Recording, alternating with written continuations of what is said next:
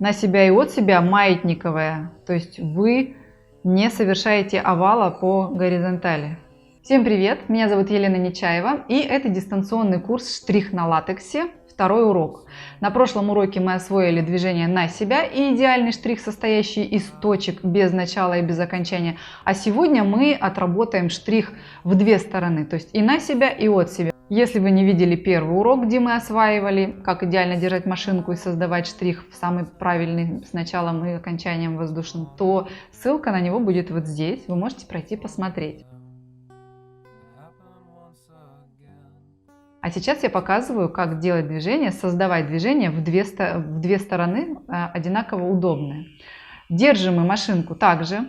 Она должна легко двигаться и туда, и назад. Единственное условие, что штрих в две стороны не может быть коротким. Он может со временем стать у вас более коротким, когда вы наберетесь опыта, но в самом начале он должен быть минимум 2-2,5 сантиметра в длину. Тогда у вас получится легко пройти и на себя, и от себя. То есть с одинаковым усилием, находясь низко к латексу, не совершая в латексе вот этого движения, когда у вас такой овал, когда в начале и в конце движения у вас будет создаваться уплотнение. Вот такого не делайте движения. Движение должно быть на себя и от себя маятниковое, то есть вы не совершаете овала по горизонтали. Вы должны добиться, чтобы движение было гладящим, чтобы в начале и в окончании штриха вы были в воздухе, и в начале и в окончании штриха выходили из латекса полностью, не совершали вот это закругленное движение, находясь в латексе. У вас тогда будет воздушный штрих с обеих сторон.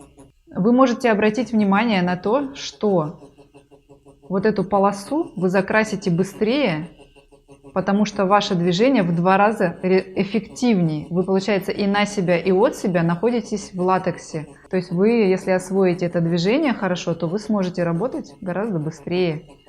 И оно очень полезно, по своему опыту знаю, на тенях, на веках и на губах. Можно прям очень быстро работать. Итак, ваше задание во всю длину латекса сделать 5 полосок, довольно плотно положить штрих, но самое главное, вам нужно следить за тем, чтобы и начало, и окончание штриха были воздушными. То есть ваша задача освоить штрих с воздушным началом и окончанием в 2 стороны на этом задании. Всем спасибо за просмотр, всем пока!